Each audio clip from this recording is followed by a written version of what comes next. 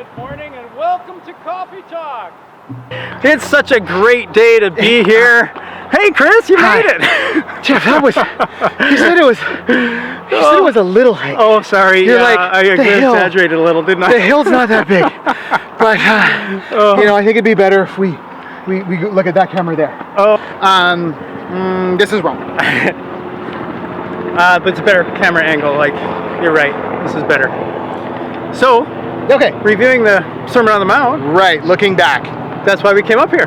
To look back. To look back. From a sermon from a mount. From a mount. I'm not going to preach the sermon again, but we just wanted to review the sermon a little bit on Sunday. The last sermon or like the whole series? Because we've been talking Sermon on the Mount for a number of sermons. Yes. A number of sermons. On Sunday, we had a few different people share how they're responding. So we thought it would be good for us to respond. Yeah. Or talk about how we're responding. So, do you want to go first? Or you want me to? Sure. Some of the things I've been thinking. What I love about the Sermon on the Mount is a number of things. But number one, it centers this Jesus following in like the here and now. Yeah. Sometimes the temptation in the Christian life is to be really focused, and we've addressed this a little bit, right? Really focused on the next life. What happens when we die? What happens after this? And Jesus is talking about what we do now as followers, right? And the difference he makes today. Yeah. And I think that is really important, and also practical. And that's, I guess, the two really what I've appreciated about it. It's today. It makes sense for today, and so that's been good. I think Jesse touched on that a little bit, right? When he brought the counterbalance quote to the quote you had, right? So it's not just what we think about God that matters. That's super important. I still, I think we get hung up on more or the word most, right? What's the most important? But that idea of it also matters and is also really important what God thinks of us. So what do we think about to make sure we're actually worshiping all the same God? Because sometimes we might have slightly different views of who Jesus is. But then, what is that relationship like so that he knows us? Because Jesus focuses on that too in Matthew, right? Where, he comes to that whole point of I didn't know you. And so for some people who claim to be followers, he didn't know. And so those are some of my thoughts. This is just practical. It makes sense. It's helpful for today as I'm trying to figure out how to be a better follower of Jesus. Yeah, so good. Yeah, and for me, just to add on to that, it was so, I mean, I've gone through it a couple different times, but it was so great this time to study it a little bit more in depth and to keep coming to the realization that it's about heart change. It's not making a list of things that we have to do. Like that's how I used to kind of see it, this is impossible. And that was good because it's impossible. I need Jesus, so I come to him. Yeah. But even more this time, it's like he really wants to form and shape our hearts. He wants us to be kingdom of heaven people. And like you said, it's for now. How do we become kingdom of heaven people now? We won't be completely transformed until glory, but but it's a process that begins now, and we can enjoy now and be a part of now. And so, I want you to think really practical. I want all of us to think really practical. So when you go to a seminar, have you been to seminars where they said, okay, you're going to be overwhelmed? It's like drinking out of a fire hose. Exactly. I have heard at every single seminar. So what do they tell you? They say, do one or two things. Right? Okay, so one or two things. For me, those one or two things have been doing regular fasting. Right. I started to practice regular fasting. And I am scheduling once a quarter, a day or a half a day solitude, spiritual retreat, like a day of solitude and reflection, spending with the Lord, likely at the same day as a fast. But in order to just really be with the Lord, right? Of spiritual practice that wasn't listed in the Sermon on the Mount, but when I think about spiritual practice that's formed and shaped me, that's one that really I found I used to dread, and now I look forward to, because it's time just with the Lord, nothing else. And it resets, you know? So I'm scheduling regular times like that. So those are two practical ways that I'm responding to it. And, so I don't know. Anything more to add as we think back? I mean, there's so much. Absolutely. I mean,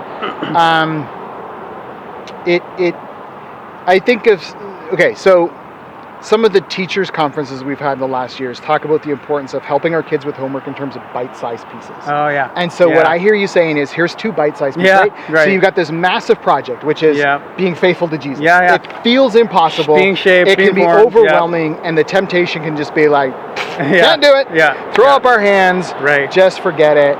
Not going to happen. Exactly. And yet, but yet there's little bits, little things we can do, like that.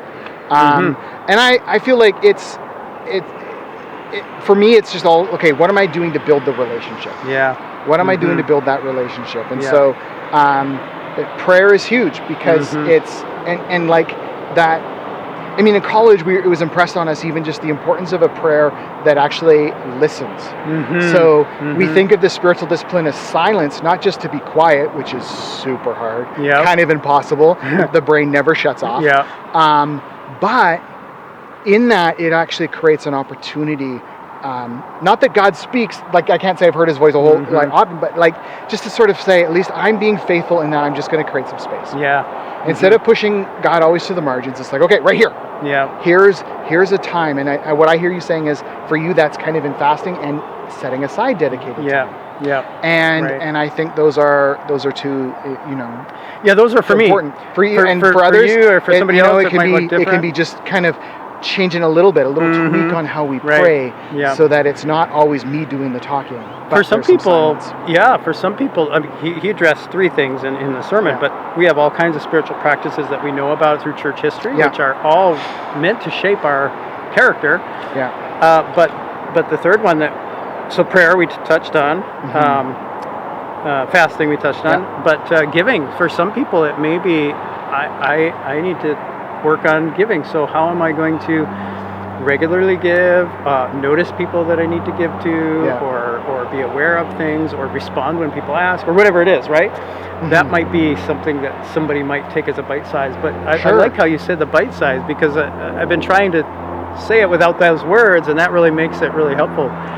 Bite-sized ways to start incorporating the sermon is great. So I guess the question we want to leave people with is, what are 1 or 2 things, bites that you're going to take? What are 1 or 2 things that you are going to put into practice to live out and respond to this sermon?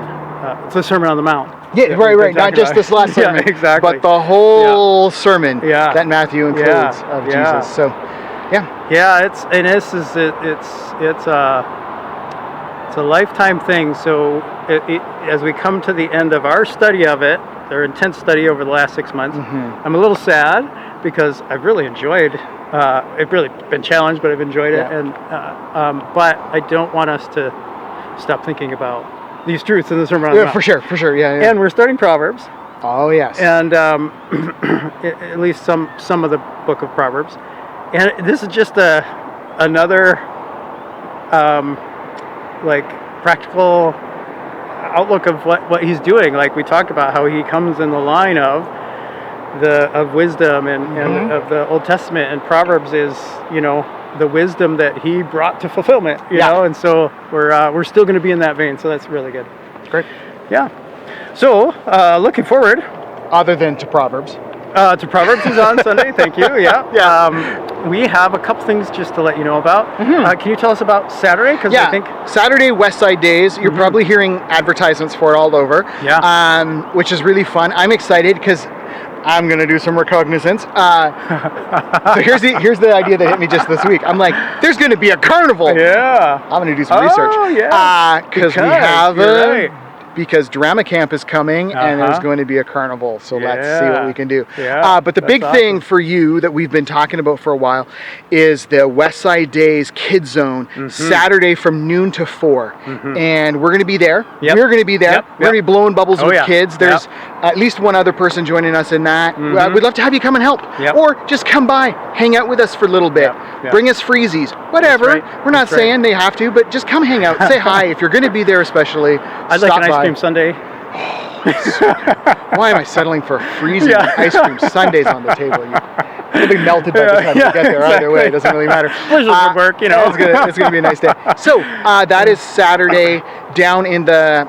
There's a name for it, but it's the park behind the Memorial Park. Is it? That could be. I don't know. Behind the pool, anyways. And the beautiful. It's in the shadow of the beautiful new City Hall facility there.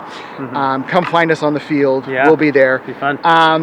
And I have a booth, like I know what number of booth we have, but I don't think that'll mean anything because. But if somebody wants to help, can they still? Absolutely. Okay, yeah, perfect. let me know. It'd be great to have some more helpers. Call or text me, and we'll. Otherwise, just show up. Be like, I'm here to help. I've been working on my breath so I could blow big bubbles, but you know, if we can get some more people, that'd be great. Oh, that'd be so good. You know what? We'll just give you a bubble gun. Okay. It's gonna be good. It's great. Awesome. So we're looking forward to that. Yeah. And then you mentioned Drama Camp. Yes. This is something that's coming up.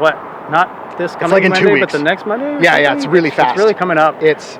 And we're doing lots of work on it, and so be praying for the people 2 weeks helping. is the performance. The camp starts in a week and a bit. Yeah, exactly. Okay, that's right. And be praying for the campers. We have a lot of campers that come that don't know Jesus, and so they're introduced to Him all through the week. Even though the drama is based on a biblical text, it's loosely based. It's fun. It's whatever. But all through the week we talk about what the text really is, and it's really great. So so be praying for that.